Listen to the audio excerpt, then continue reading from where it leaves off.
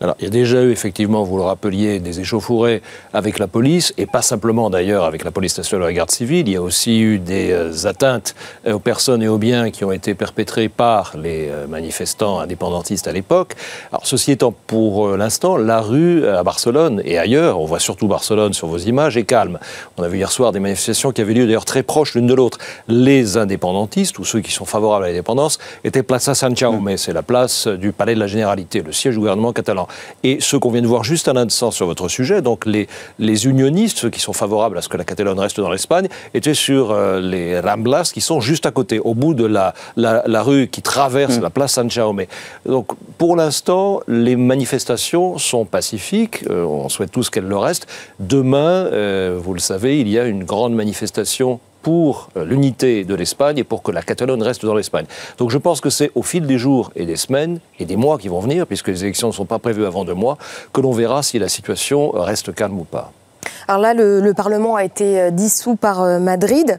Il y a des élections qui sont prévues le 21 décembre. Pourquoi avoir choisi cette date? Alors simplement, il y a une mécanique un peu compliquée dans laquelle on ne va pas rentrer parce qu'on n'a pas le temps, mais en fait, c'est prévu par le code électoral. Il y a des délais à respecter. On ne pouvait pas le faire plus tôt, et ensuite on tombe dans la période des fêtes de Noël, donc ça serait compliqué, on renverrait ça plus tard. Et Mariano Rajoy veut aller très vite. Il veut aller très vite aussi et surtout parce que parallèlement, on a un autre calendrier électoral, qui est le calendrier électoral que Carles Puigdemont a annoncé avant d'être destitué, c'est-à-dire la veille de sa destitution hier, en disant on va organiser des élections, mais constituantes. Donc vous allez avoir un phénomène tout à fait extraordinaire où d'un côté, et c'est la première fois au monde, en tout cas dans un pays démocratique que ça arrive, vous avez des élections régionales organisées par le gouvernement national, et vous avez d'une certaine façon des élections nationales qui sont organisées par le gouvernement de cette même région. Donc c'est tout à fait inhabituel comme situation, et on ne sait pas encore quand les élections catalanes, elles, auront lieu. Un mot de Carles Puigdemont.